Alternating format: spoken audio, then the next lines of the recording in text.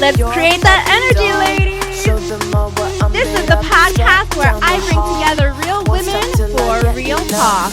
I'm Kat, and you are watching Babes Unscripted.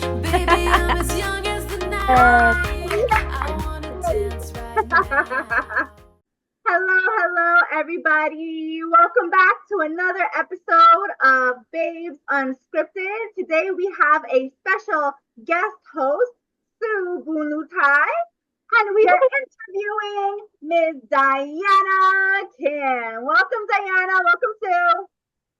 Welcome. Thank you. Happy to be here. So excited. Welcome. Thank you so much for having me. Absolutely. So I just want to start off talking a little bit about how we met. Diana is a part of a group that I belong to of Tony Robbins graduates, where there's an accountability group. And we were having this meeting about really being accountable for the changes that we were creating in our life. And she had such amazing energy. And so we exchanged information and our connection grew, and we've even grown to do some workshops together. So if you joined the Infinite Abundance Workshop, you know Diana very, very well. And for all of you guys getting to know Diana, welcome, Miss Diana Kim. Tell us a little bit about yourself. Oh, welcome. Oh, gosh, thank you so much for having me. I'm super excited to be here. So my name is Diana Kim. I am a psychic. I'm an energy healer, and I like to use the term activator because I'm here to initiate you, activate you into getting what you want. I hope I can curse on here. I try to be good. So I'm just super excited. And like Kat was saying, we did meet in the same spaces. And I know, to share this as well, Kat and I are very similar in the things that we do. And so I was really drawn to her energy, and I was like, oh my gosh, I want to know more about her, because of the nature of work that we do. You don't see it a lot in these spaces. I'm going to be honest, especially like with being in Tony Robbins spaces. You know, I see a lot of different people are, business owners, brick and mortar, real estate, but not people more in the woo, more into manifestation, into energy work. So, and here we are, and I'm super excited. So thank you so much for having me. Amazing. Yes, I love what you do. And I in your workshops and the things that you talk about, I love how you talk about combining energy work with mindset, because the more that I practice all the different tools, the more that I realize all the commonalities that they have, and how that when you actually do that, when you combine all these forces together, those commonalities really create magic. So tell us a little bit about like your method. So for me, my method really came about, just real quick, I want to give a backstory, was not living in any way. I come from a childhood where we didn't have any of this. It was actually considered bad coming from a religious background. And then I just decided, you know what, I was just going to think differently. It was like, if I wanted a different result, right? So whatever I had been doing previously, it gave me this result, which was not what I wanted. It was not a life, I would want for anybody. And so as I started to open my mindset and being more open-minded and starting to learn something different, is when I really started to embrace it. And so my method now is, I love, people tell me this all the time, I love infusing the woo, right? The energy work, the metaphysical, and also making it practical. Like, how can we use it in our day-to-day lives, right? We don't have to go all like going into a cave and being, outside of social media for so long, right? We don't have to do that. We can actually use it in our day-to-day lives, and you can actually have a very beautiful life utilizing these methods. So that's wonderfully, you've articulated so well, Diana, and I wanted to kind of hop on in terms of my experience is, when you're talking about energy, right?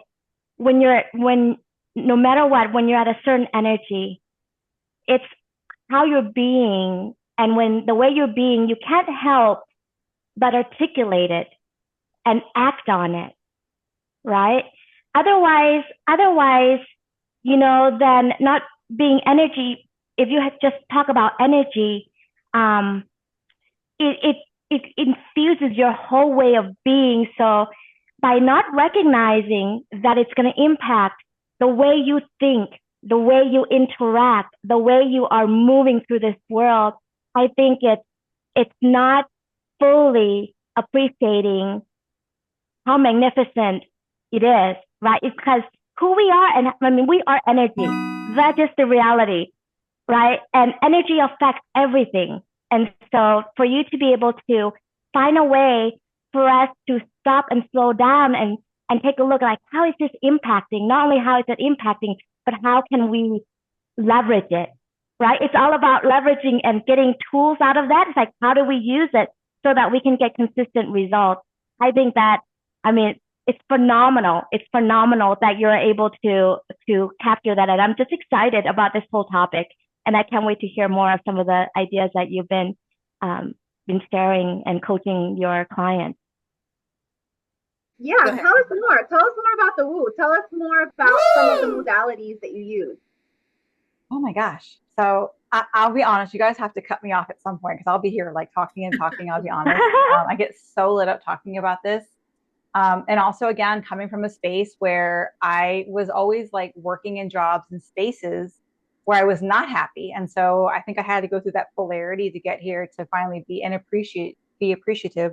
And the energy, like you were saying, Sue, like my energy has shifted so much. People tell me this all the time. So the energy, the things that I do. So okay, so I'm going to talk about human design just a little bit. So if you're familiar about human design, I hope that you are. If you're not, if you're listening to this and you have no idea what I'm talking about, I highly encourage you to go and Google human design and keep an open mind. Go and look up your chart. You need your birth date, your exact birth time, your birth city, state, and country. Pop it into a website. I particularly like myhumandesign.com from Jenna Zoe. Very aesthetically pleasing. But so with that being said, the more and more I start to embrace my manifestorness, if you will, I love going outside the box. So I'm here to be a rule breaker. I'm here to create the change, right? The things that need changing in the world. Like I have a connection. I have an open head center, if you will, and I love to utilize different modalities. So a lot of people that do, let's say I'm attuned in Reiki, and I'm going to might ruffle some feathers, but I don't do it exactly like how I'm taught. You know, they're like telling you got to do it this way. And I'm like, I don't want to do it that way. This is what feels good to me. So I like to combine Reiki. I also know another energy healing modality, which is very similar to the emotion code that I use to basically like tap into people. I can find the exact age and emotion that's stuck in their body. And in the session, I can actually find a limiting belief that they've been carrying their whole life. And so in a session, they're like, oh my gosh, I didn't realize that I had this crazy limiting belief. And I'm able to help them to shift out of that and to create a new belief. I also love using energy tools. I don't know if you guys have heard of like tachyon rods, which uses like 0 point energy. I also use crystals in my sessions. One thing I love about what I do is being outside the box is utilizing my energy work, my tools, right? And also the biggest piece that I find for my clients, the biggest transformation is also the mindset work. Huge in mindset work. And especially, and I obviously that's why we're here, because I was drawn to Tony Robbins, you know, and I'm in a lot of these spaces and these personal development spaces, which I find that there are some people that do a lot of this, you know, healing work, energy work, but that are not sometimes in the personal development spaces. And so that's what I love to do. And that's kind of what I do with my clients. You mentioned that earlier about, you know, sometimes the woo, right? It's really tough for some people. So I was one of those. But when you mentioned crystals right now, that was something that when I first started learning about it, my daughter loves crystals and she would talk to me about it. And I used to be like, oh my God, why? Again, coming from a background, family, everything was taboo, right? But the way I see it now is that God, our creator, created these crystals You know what I mean? They're from God. So why not utilize them to heal? So that's how I see it now. But before, oh my gosh, it used to be so taboo. I used to freak out. I think I had one session where I was meditating with Master Ko's meditation, and I called Kat because I was freaking out because something happened, right? I had the meditation and I kind of dozed off a little bit, and all of a sudden I feel like a zip, like an energetic thing in my, like, the back of my brain, and that's what I felt when I had this injury that I had during the pandemic, and I felt it in that same spot, and I woke up and I saw him with some tool over the screen, and I said, what the hell is he doing? At first I was like freaking out. I was like, what is that? Oh my God. I felt something, and now he's doing this thing and he's got this tool, and I called Kat immediately. I said, Kat, I think he healed me over the phone. But then I'm Wow. glad I didn't freak out. But I seriously, ever since that happened, I haven't had that thing that I had, like a little pain in the back of my head. So I believe now that there are healers out there, and we appreciate you. Yes, Wow.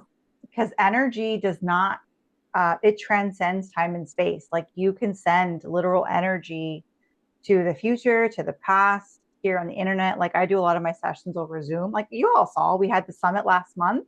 We did it Mm-hmm. on Zoom, and during my meditation, right? You can feel the energy, right? And so this is something else. And I'm so glad that we're talking about this too, because I also feel that this is some of the topics that people find taboo. And I'm the same way. I grew up, I'll share with you all, and I actually do need to talk more about this because I think it's a story that, or an experience a lot of people need to hear. I grew up Muslim. My mom converted to Islam when I was 9. She's from Oh, South Korea. wow. Like you don't associate Koreans with being Muslim, right? And so So when she random. converted, yeah, I know it's been a wild ride. I'm just going to tell you, it's been a wild ride for me trying to like get over this, and all of a sudden, like at age 9, okay, girls are Muslim now, and then having to find out when you hit puberty. My mother kind of went on the deep end, so we all of a sudden we had to like wear the niqabs, like wearing the Mm-hmm. face covers. When Mm-hmm. a young girl hits puberty, that's when she's, in some cultures in Islam, you're supposed to cover. So now all of a sudden, no more eating pork, praying 5 times a day, like this whole thing. So, but it's also, I think that's why I've also been led to this work, because I had the polarity of not supposed to do this, not supposed to dabble in this, but I was always curious about it. And I'm going to draw in something else too. Do y'all know about numerology and like life path numbers? Do you know what your life path number is? I just know a little bit. Please elaborate. Yeah, Yeah. Enlighten. I don't know enough. I've heard of it. Okay, I've heard of it. Other than hearing it, that's the limit. Oh, well, let's expand you. Bring it on, Uh, baby. yeah. So I've always since as a young girl, I've always been curious about it, but I didn't know of any places to go and like explore it because it was very taboo. So long story short, I had a teenage friend, or I had a childhood friend when I was a teenager. She had like magazines from, when back when we were younger. I'm gonna like show my age. Back when we were younger, we had the magazines, and I would, get her magazines, and I would always go to like the astrology stuff. So but something I remember reading in a magazine was about life path numbers. So life path numbers, if you're open to this, so what you do is you go just type in life path calculator, and you just type in your birth date, and your birth date will basically correlate to a specific life path number. And I actually just did one for my family. I just went to go visit them last week, and I was telling them Mm. about it, and they were like, "Oh my gosh, this is so accurate." And so it really just helps you with understanding like your gifts, and also like what you're here to learn, like what you're here to master. And so one of the things why I was really drawn into this work was I found out I was a life path 11, which is called a master number. They're actually a little rare. And I had no idea what that meant. I just, and for a life path 11, they're called master healers. And I was, Mm. back then in my old way, I was like, I don't know what that means. Being my not self theme, who I was compared to who I am now is vastly different. People that knew me from then can't even believe like the transformation. But so for healers, they say, and Kat knows all of this stuff. Um, you have to be initiated. You have to heal yourself, basically. So when you can essentially heal yourself, however that looks for you, then you start the initiation into healing others. And of course, there's certain qualities, and of course, something that you want to do. And it makes so much sense with my experiences from past life. Now I see how it's led me to be prepared, I guess, in a sense, to step into this beautiful role that I like to say. And it's not like from a space of ego. It's just more of like, okay, like having a space of like knowing this is really important. And I was going down the rabbit hole of talking about, I don't remember what the question was. So let me stop here. But I encourage you to also look up your life path number if you don't know. So this is I'm number 4. I just looked it up right now, girl. I'm number.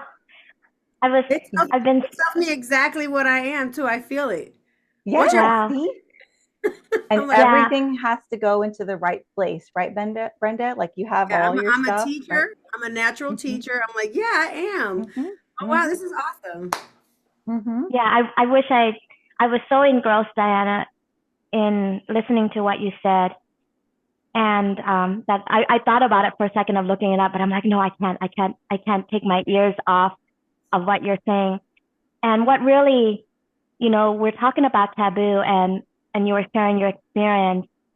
It made me think of my own, because I am the opposite. I came from a culture, because my family immigrated when I was young, right? And in Asia, where we did believe, and so I came from a family background where we believe in the synchronies of energy and ancestry, right? The ancestors and all that. My taboo came when I came to the United States, like at the age of 9, being put in basically southeastern Idaho, where it was, if you know southeastern Idaho, if you know, I've been there, it's ultra conservative, right? Just not a lot of diversity. I mean, I love people, don't get me wrong. It contributed to who I am, but culturally was completely different. And at that point, I knew me tapping into that idea, the spirituality and the ancestry and all that information, for me, I had to completely shut it down. Because that I got transplanted into a culture where I felt that was no longer acceptable. In fact, if I embraced it, that meant that I was going to be outcasted. And as a child, I learned really quickly that if you were outcasted, that meant almost like death. So I literally, on a symbolic level, I like cut off that part of myself. I'm getting goosebumps as you were speaking. And I just want to share something real quick. So a lot of us, when we're born, like we all have these amazing gifts, and like we have like this knowing, if you will, like you were saying, as a young child, you're taught, in order to survive, right? Because especially as at age 9, you are a young child, you got to do whatever you got to do. That's where we get a lot of the people pleasing, the codependency develops, because we have to do whatever we have to do to survive, to get love, right, as a child, and to mold and shape yourself to fit in. And so it's so beautiful to hear that you actually had that somewhat of like a foundation, like a knowing about it. And I think now, like these conversations, I don't know where your journey or where you are now, but maybe this is like another beautiful way of opening this pathway, right? Because I know at the last event, I'll share, there's something else too that Asians and we know this. We kind of connect. It's like, oh, there's another Asian, because that's another thing. We don't see a lot of Asians in these spaces. And so, as soon as I saw Sue, I was like, oh, I want to become her Facebook friend. So we're like Facebook friends, and like we comment each other's stuff, And so maybe this is, if you haven't started down this pathway, this is a great segue, if you will, to open up your curiosity again, to get that connection again with whatever you believe in, the higher power. I just find it so ironic, because literally Kat, I received a text from Kat last night. I was already in bed, and she's like, the lovely message with Kat, like no matter what she says, it's always like you can just feel the love. And literally I got it like this morning, as I going through my day, and we were able to coordinate the time. And then she said, oh, by the way, the person who's going to be joining us, the main podcast, guest was Diana. And I'm like, oh my God. And now we're talking about this. And talk about connection. I don't know if you realize it, but like the four of us here, but Diana, there's just, talk about energy. There's just, from the moment I saw you, like there's just this level of love that I have for you that I just don't understand it. You know what I mean? I just don't understand it. And for us to and then later on when I was like, oh, she does, intuitive healing work, I'm like, well, but of course, right? How can somebody, this beautiful and just this bright light, who's every time you speak, when words come out of your mouth, it's just imminent light and love. Of course, you would be an energy healer, right? And so for me, having that experience of literally, it felt like cutting a piece of my soul out. At the age of 9, when I had to just cut that piece of myself, it literally felt like I had to just kill myself. Like I symbolically killed a part of me. And so now to be able to talk about this, within, sisters, all this, Latino background, Asian background, I just feel like the synchronicity. Yeah.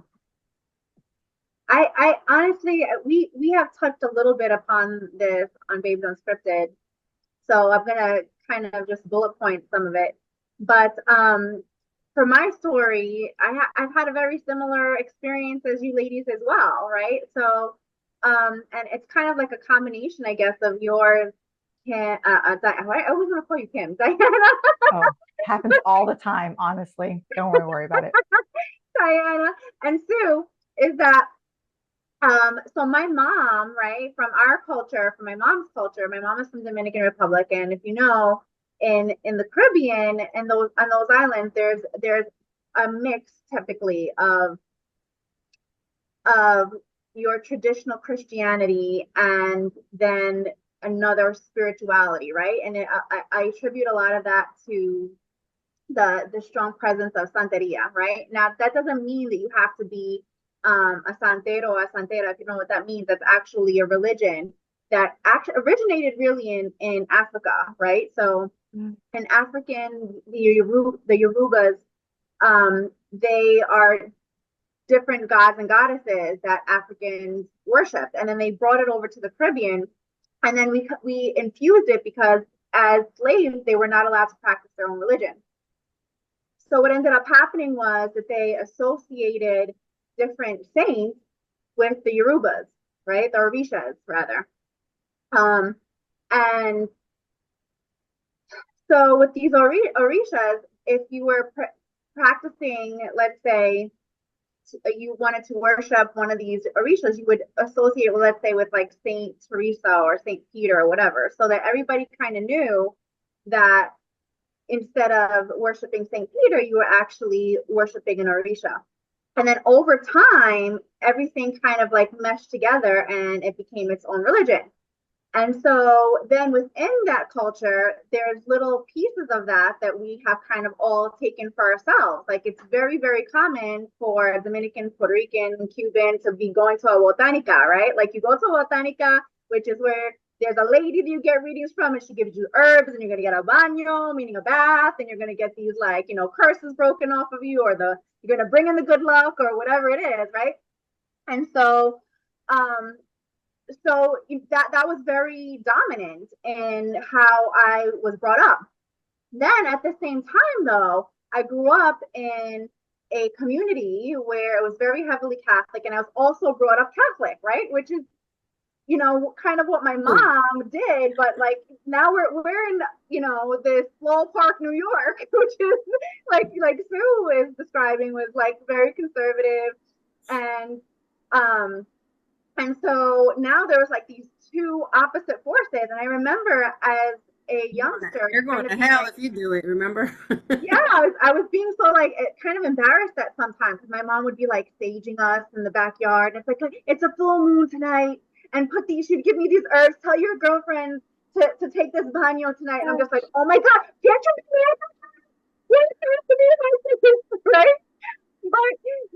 I got older, I appreciated it, and I found my roots again. But even in adulthood, I found Christianity again, but also then experienced the same kinds of condemnations, I guess you could say. And I've kind of just been on this journey my whole life, because I was like, well, I'm going to find a particular Christian group where I can really be myself. And I really started questioning it, because, you know, one sect of Christianity, you know, says that you can use a rosary. Another one says you can't use a rosary. And one says praying to saints is bad. Another one saying that you should do that. And then another is saying you can worship Mary. Another one saying no, you can't. And then I found myself sitting in this one Christian community, and they're like spraying the holy water and getting rid of the demons and like doing this ritual of roses. And I thought to myself, I'm like, this is crazy. As much as I love this, why is this okay? But if I do it at home with a candle, you know, with another like ritual, that's wrong, right? I'm like, this doesn't make any sense to me. And so I really just had to come back to home to myself and be like, you know what? You have to create your own relationship with God, and you have to really just figure this out for yourself. And however it looks for you is how it looks for you. And then you have to be a stand for other people to be able to have that as well. And that's where I'm at with that. Yeah, because otherwise you're going to hell. You can't do that. Oh my God. Oh my God. And I used to have so much anxiety. Like I had agoraphobia. I think my daughter had like some evil eye thing on. I'm like, what are you wearing that? This was like a couple years ago. And because I was like, that's like the devil or something. You know what I mean? No, that I was really bad, ladies, like with it. But now I'm like, you know what? I'm more open-minded. I'm still, you know, there's some resistance still there, right? For something like when you say Santeria, automatically childhood memories, that's the devil and they're doing voodoo and witchcraft. And then I start freaking out that when someone practices that, I even had like some friends that I would think like, oh my God, I got to be careful with this person. She might do some type of voodoo on me. That used to be hardcore, you know, the hardcore in my head, right? So now I'm like a lot better with it. So yeah. Yeah, I'm happy that we're talking about this, because I think that it's a challenge that many people have, and they're afraid to talk about it because of the fact that there is so many like negative connotations, and it's like they don't want to be going against their family or going against their religion. And it's important because I think it creates sometimes this internal conflict. And if we're not talking about it and helping each other kind of get through it, then you're basically out there on your own trying to figure it out like I was. So I'm so happy that we're touching upon this today, so everyone out there can realize you're normal and create your own relationship with God, right? I personally believe however you worship God is right? Like there's one God, and the way that you worship that God is like more power to you. That's how I feel about it. And if you can find other tools like, you know, energy healing and meditation and things that help you to magnify that, then go for it, because that's what's helped me, I think, the most in my first path of woo was the yogic path, right? For my own self, not like from my mom, right? So I packed up, I moved to an ashram, and in my ashram, I was so lucky. Right there was a picture of Jesus, and I was just like, there was Krishna, there was Jesus, there was the founders of the lineage. And when we would do our prayers, it really gave homage to each one of the leaders. It would say like Jesus Gurave, Buddha Gurave, Moses Gurave. And that's where I felt most home. I'm like, yes, this is it. This is where the juice is, right? Yeah. Thank you for watching Babes Unscripted. If you enjoyed this episode, make sure to give us a like so we know what you want more of. And don't forget to subscribe. Stay tuned, because next week we'll be back with more real talk. Bye, babes.